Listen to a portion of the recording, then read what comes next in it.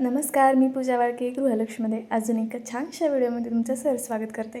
तर सकाळ सकाळ माझी छान अशी देवपूजा झाली आणि आज असं वाटत होतं की देवांना दुपारनं वगैरे गावात गेली तर फुलं आणेल. तर मग ताईंनी थोड्या वेळाने फुलं वगैरे दिली. तर मग देवपूजा झालेलीच आहे, तर म्हटलं चला छान फुलं वाहून घेऊया. तर आज आहे प्रदोष आणि शुक्रवार पण, तर दोन्ही उपवास एकाच दिवशी आलेले आहेत. तर मग सकाळ सकाळ सुंदर अशी रांगोळी पण मी काढून घेतली, ती पण मी तुम्हाला दाखवते. आणि माझे देवपूजेचे व्हिडिओ तुम्हाला खूप आवडतात, त्यामुळे मी आवर्जून देवपूजा म्हणजे काही वेगळं करत असेल किंवा छान अशी माझी पूजा झालेली असेल तर ती तुमच्यासोबत मी नक्की शेअर करते की आजची देवपूजा कशी झाली आहे काय. आणि एका ताईने तर कमेंट पण केली होती की ताई तुम्ही रोज देवपूजा तुमची कशी करता काय करता, तर ते दाखवत जात. तर म्हटलं चला तुम्हाला आवडते तर ते दाखवूया आपण. तर दिवसाची सुरुवात अशी छान पूजाने झालेली आहे आणि इथं बघू शकता तुम्ही की किती सुंदर रांगोळी दिसते. चला तर मग आता दुसरी कामं आपली वाट बघतायत. तर मुलांचा टिफिन वगैरे झाला आहे, पण जी काही उरलेली कामं आहेत क्लिनिंगची म्हणा किंवा एक दोन चपात्या लाटायच्या राहतात. तर आज मिस्टरांचा पण उपवास आहे आणि माझा देखील उपवास आहे. मग सकाळीच मुलांपुरत्या 3-4 चपात्या केल्या होत्या, कोबीची भाजी केली होती टिफिनसाठी. तर अगदी थोडीशीच केली होती, म्हटलं की राहिलं तर परत कोणी खाणार नाही त्यामुळे. आणि नंतर ना आता मग ती 2-3 आपण कितीही मापात पीठ तिंबलं तरी 2-3 चपात्याचं पीठ एक्स्ट्रा होतंच.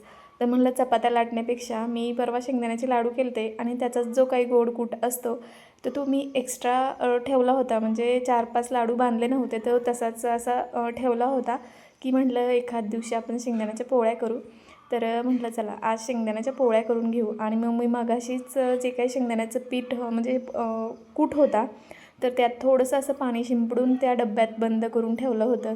तर ते छान मुरलं. माझी मम्मी नेहमी अशीच करते.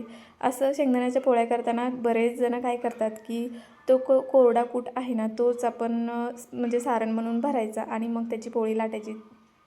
तसं केल्याने काय होतं की पोळी फुटते आणि मग पूर्ण असं तवा वगैरे चिकट चिकट होऊन जातो. तर आपण जो काही कूट केलेला असतो शेंगदाण्याचा त्यात थोडंसं असं पाणी शिंपडायचं आणि मग नंतरनं ते अगदी 15 मिनटं झाकून वगैरे ठेवायचं आणि ते छान मुरलं की मग ते म्हणजे आपलं पुरण कसं करतो तर तसं घट्टसर होतं. आणि मग त्याच्या पोळ्या लाटायच्या. तर अगदी छोट्या छोट्याच मी पोळ्या लाटते शेंगदाण्याच्या. मोठ्या काही लाटत नाही, पुरणाची पोळी मोठी करते पण शेंगदाण्याची अगदी छोटीशी करते. खूप छान अशी टम्म फुगते. मी 4च पोळ्या केल्या पण प्रत्येक पोळी अशी टम्म फुगलेली होती. कुठेही त्यात मी शेंगदाण्याच्या कूटामध्ये पाणी टाकलं होतं, म्हणजे पाणी अगदी शिंपडलं होतं. तर त्यामुळे अशी पोळी किंवा चिकट वगैरे झाली नाही किंवा फुटली नाही.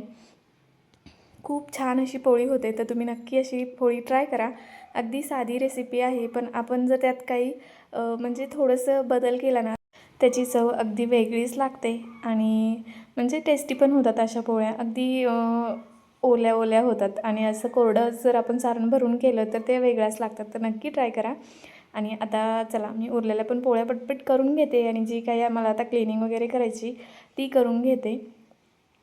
आता मुलं 4 वाजता आली की त्यांना छान 4 वाजतासाठी नाश्ता होऊन जाईल पोळीचा.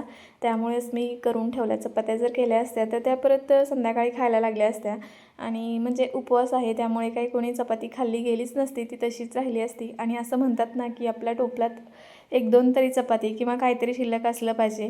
तर मग म्हणजे खूपच असं काटकसरीने केलं ना तर ते मग काही टोपल्यात आपल्या राहत नाही आणि टोपलं रिकामं ठेवायचं नसतं असं आपल्या आजी वगैरे म्हणायच्या. त्यामुळे मग आम्हाला दोघाला उपवास असेल तरी पण असं 1-2 चपात्या एक्स्ट्रा करते, जेणेकरून आपल्या घरी कोणी आलं तर असं उपाशी पोटी कोणी जाऊ नये असं. त्यामुळे व्हिडिओ अगदी छोटासाच झालेला आहे तरी पण मी आज पोस्ट करणार आहे, का तर माझी देवपूजा सगळ्यांना खूप आवडते आणि छानही वाटतं, असं प्रसन्न वाटतं देवपूजा वगैरे बघितल्यावर. म्हणजे हुरूप येतो एक. आणि पोळी पण मी बनवणार होते तर म्हटलं चला तुम्हाला दाखवूया की मी पोळ्या कशा बनवते वगैरे काय.